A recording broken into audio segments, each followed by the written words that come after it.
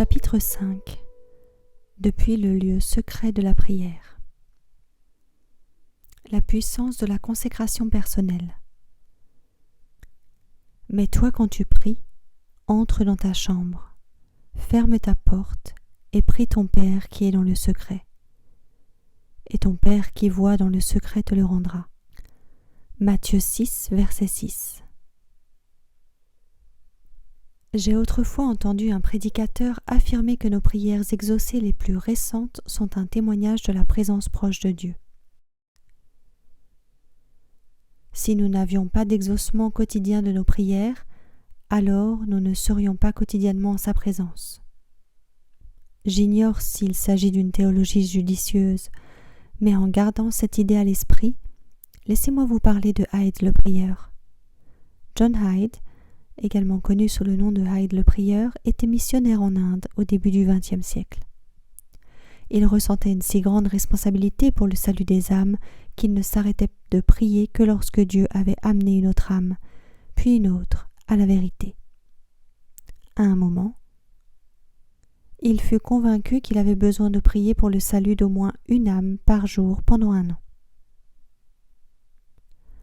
C'était un extraordinaire défi de prière, qui fut l'objet de moqueries, car considéré comme déraisonnable et présomptueux. Pourtant, il avait la paix de Dieu, persévérant dans la prière, et Dieu lui a répondu. Il n'était évidemment pas aisé de prier pendant de longues nuits, ni de jeûner pendant de longs jours. Mais il persévéra, et Dieu lui accorda la victoire. À la fin de son ami-là, son ami Icaré écrivit « Était-il satisfait après avoir vu une âme venir au Christ ? Loin s'en faut. Comment pouvait-il l'être tant que son Seigneur ne l'était pas ? Comment notre Seigneur pouvait-il être satisfait tant qu'une seule brebis se trouvait dehors éloignée de la bergerie ? » L'année suivante, Hyde présenta au Seigneur des requêtes pour de plus grandes bénédictions. Cette fois, il demanda 2 âmes par jour. À nouveau, Dieu l'exauça, et plus de 800 âmes se convertirent. Toujours insatisfait, sa responsabilité et son appel pour les âmes le pressant davantage, sachant que le Christ mérite les vies de ceux pour lesquels il a donné la sienne afin de les sauver. L'année suivante, il s'accrocha à nouveau au Seigneur dans un désespoir saint, demandant 4 âmes chaque jour.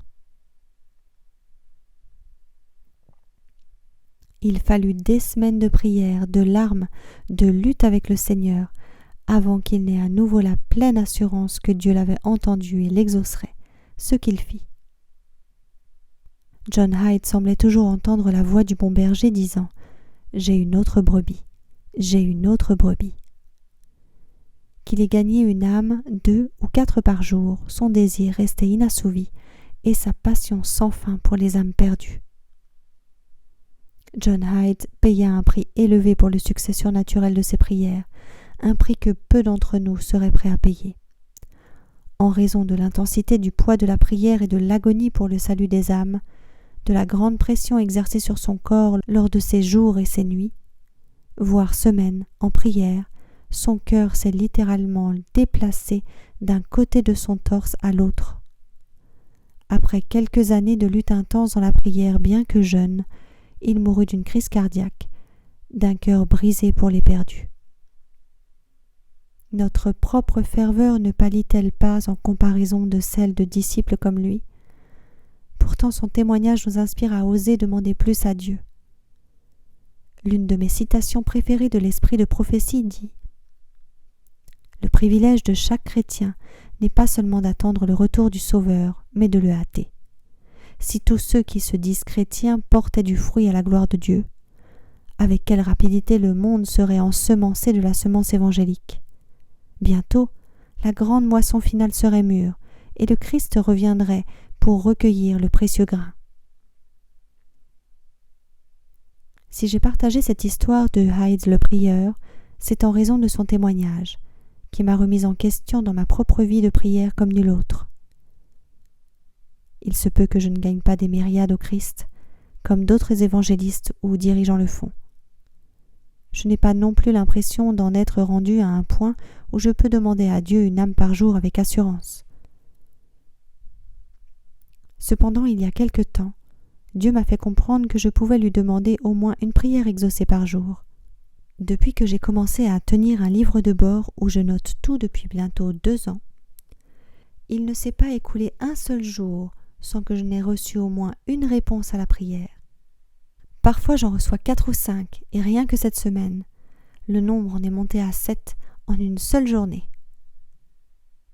Ces réponses ne cessent d'affluer, qu'il s'agisse d'observer comment Dieu restaure des relations brisées au bord du divorce, de le voir amener certaines âmes perdues vers la vérité, d'expérimenter la guérison spirituelle et physique, de voir des obstacles sur mon chemin disparaître en un instant, de ce que des besoins spécifiques aient été comblés alors que la seule personne qui était au courant était Dieu, du gravier gratuit déversé sur mon allée, car oui, Dieu se soucie aussi du gravier, de recevoir la sagesse et de voir des portes qui s'ouvrent dans le ministère de manière incroyable.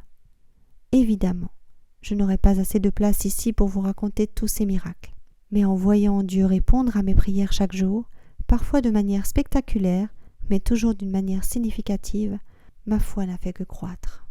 Je crois de tout mon cœur que Dieu désire que nous nous attendions à plus, que nous prions pour plus encore et que nous demandions encore plus dans la foi. Tout commence avec la consécration personnelle dans ce lieu secret de prière. Nos rêves ne sont pas trop grands quand nous vivons et travaillons selon sa volonté. Il ne s'agit pas de nos talents ni de nos capacités de toute façon, mais bien des siens. C'est pour l'accomplissement de sa volonté que nous prions. L'inspiration nous rappelle, nous n'avons pas besoin d'aller aux extrémités du monde pour trouver la sagesse, car Dieu est tout près de nous.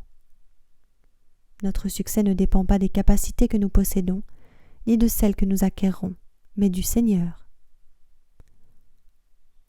Nous devons avoir beaucoup moins de confiance en l'homme et davantage en ce que Dieu peut faire pour tous ceux qui croient. Il désire ardemment que nous le recherchions avec foi, que nous nous attendions à de grandes choses de sa part. Bien que prier avec d'autres personnes puisse être une bénédiction puissante, prier seul dans son lieu de prière secret est un privilège particulier qui ne sera jamais remplacé par la prière collective. Connaître le Christ personnellement et savoir comment lutter seul est primordial à notre réussite spirituelle, à la fois individuellement et collectivement. Depuis son lieu secret de prière. Ellen G. White, dans la plupart de ses ouvrages, insiste plusieurs fois sur l'importance de la prière secrète. Elle écrit ainsi : « Il faut surtout ne pas négliger la prière secrète. Celle-ci est la vie de l'âme, et sans elle, toute croissance spirituelle est impossible. Prier en famille et en public ne saurait suffire. Quand vous êtes seul, ouvrez votre âme au regard scrutateur de Dieu. » L'un des réformateurs chrétiens les plus connus depuis un demi-millénaire est Martin Luther, le dirigeant de ce qui deviendra la Réforme protestante. Enhardi par son étude de la parole et de nombreuses heures passées dans la prière, il contra les erreurs et les faux enseignements dispensés par la Rome papale, qui avait maintenu des multitudes de croyants dans l'obscurité pendant des siècles. En ne s'appuyant que sur les vérités pures de la parole de Dieu, et rendu plus fort par la bénédiction du Saint-Esprit, il eut une influence qui ébranla le monde chrétien dans son intégralité, ce qui continue aujourd'hui encore. Il décida de se dresser contre ce qui semblait être l'impossible, les dirigeants papaux voulant l'envoyer au bûcher, comme il l'avait fait pour beaucoup d'autres avant lui. Pourtant il resta ferme, immobile face aux puissances des ténèbres lancées pour le détruire.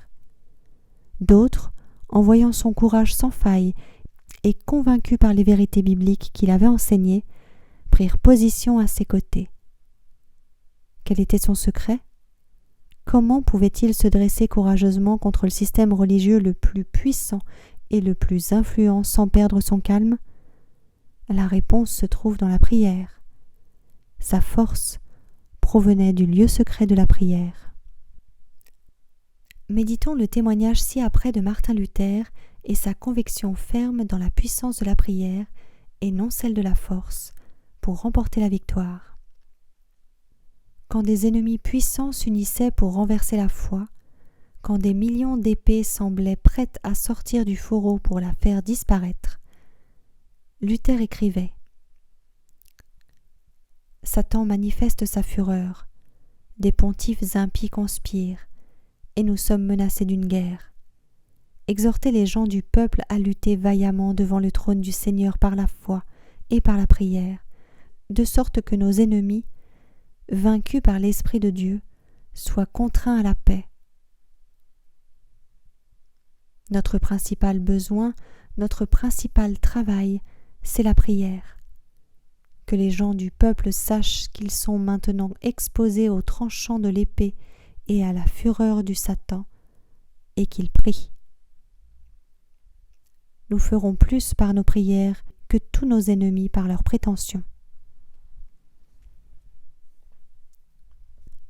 Bien que les circonstances humaines puissent sembler mal se présenter, sans laisser présager rien de bon, Martin Luther savait qu'il servait un Dieu qui n'est ni limité, ni contrôlé par les projets des hommes malveillants, et que Dieu récompenserait sa foi.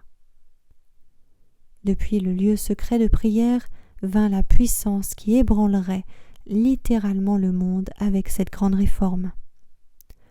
Voici ce qui a été écrit sur Martin Luther lors de ces périodes de plus grande lutte.